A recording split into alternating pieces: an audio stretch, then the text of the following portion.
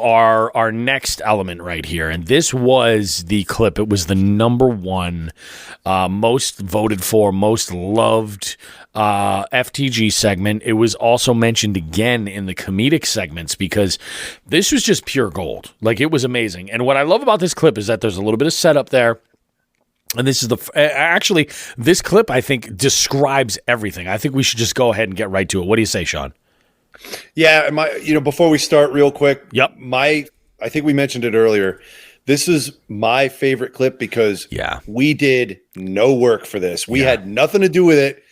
We've inspired people to be creatively idiotic to each other, and that's awesome. Our legacy. Yeah, it was great. I equate this to the movement in the late 90s when back those Massachusetts listeners, if you remember, if you used to listen to like rock radio in like the mid to late 90s from Boston on the station WAAF, back in the day when Opie and Anthony were on there, before Anthony had lost his fucking mind and disappeared, and got fired, I should say, before all that shit happened. But back then, this is, I feel, on the level of when they were in Boston radio is Whip 'em Out Wednesday. I feel like this is our Whip 'em Out Wednesday, the FTG. I really do. I completely agree with you. Yeah, and I think that this is the best representation of it right here.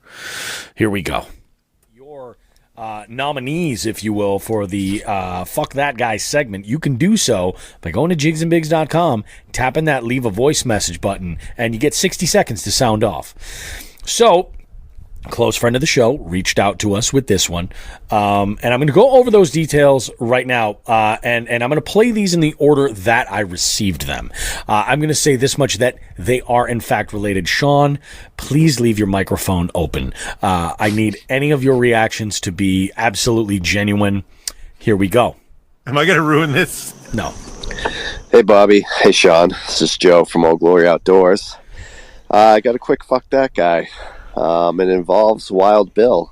So I'm out here fishing with him right now. He can't hear me, but I just watched him lose what would have definitely been his personal best. He hooked up to it, then came out of the water, good 5 to 6 pound fish, and the asshole couldn't even land it. So I think he kind of deserves to be the Fuck That Guy this week, because he can't even land his PB. That's all I have. No, that is brutal. What the fuck?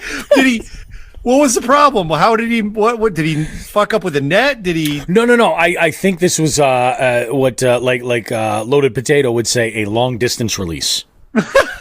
I think that's right. And you know what? I mean, it happens, I mean, that's like part of the game. It happens. That is the most ruthless FTG we have had. It really is. Who the fuck is Joe Brown? But who the fuck's Joe Brown? He brought it. He brought the heat. Now I'm gonna paint the picture for you, okay? I was out with my daughter, bringing her to an appointment on Saturday, and I get a text from Joe Brown himself. He's like, "Hey, just left you an FTG, enjoy." So I get the clip and I listen to it, and I am pissing myself with laughter. I am dying at this, but it gets better.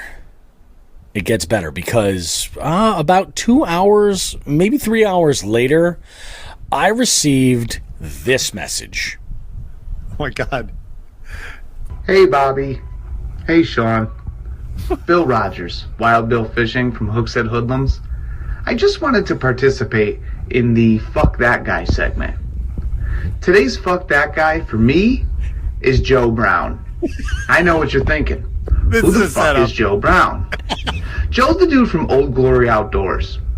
Anyway, Joe and I went out on a local river to try to get on some largemouth bass and whatever else we may catch. I was blessed enough to have an incredible day where I caught a ridiculous amount of bass. Is he reading from a script? I can understand the hate and envy that this might cause in a man like Joe, because that just wasn't the type of day that he had. Anyway, early on in the morning, I had hooked up with a pretty big fish. I knew it was big, and then when it jumped, it broke water, and needless to say, probably every bit of 5, close to 6 pounds. Would have been my PB. It spit the hook in the air, and that was it. I tried not to react. Well, all day, Mr. Joe would taunt me. Yeah, that's a good fish, but it's not as big as the one you had on this morning. Dude, that was a PB. Started out by saying, dude, that might have been 5 pounds. A couple hours later, like, that was a 6-pounder you lost earlier. By the end of the day, Joe was convincing me I lost a 9-pound largemouth. Fuck that guy, man. Now I want to say this. 2 things. First and foremost, this is the first time we've ever had a fuck that guy segment that was cyclical. Like where one literally fucked the other and the other one fucked the other. Like this is the first time ever, and this blows my mind. I'm truly loving this for all it is. But the other thing is this. Children of the 90s, you will appreciate this.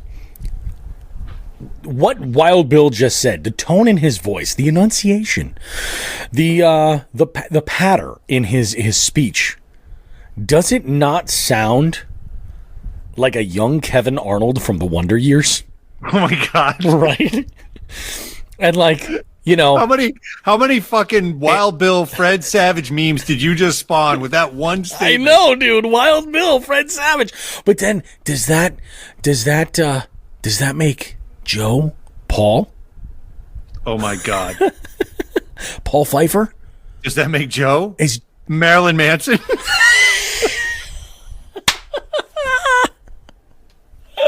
Oh, it's so good. Thank you guys for your submissions. That was comedy funny. gold without a scriptwriter. That was amazing. And yeah, you're 100% right. It felt like he was reading that from I think we his had notes. a scriptwriter somewhere in there, but that's great. Excellent effort. The fact that he goes, he thought he had me thinking I lost a 9-pound bass. Yeah, that's right there. That's Joe going, mission accomplished. When Wild Bill is using the word envy in normal conversation, that's when I raise an eyebrow. It's amazing, dude. That was good. That was good stuff. Thanks, guys. Awesome. So again, if you guys have somebody you want, my God, that was so good. Like it was. I that was like podcasting cruise control that day because it was so good. It was so good, man. And like the good Toyota cruise control, like the one, like the radar, it just keeps you. It's like perfect. It was so good. Oh my goodness. In fact, I think I just got inspiration for the artwork for this segment. I think we both did. Yeah.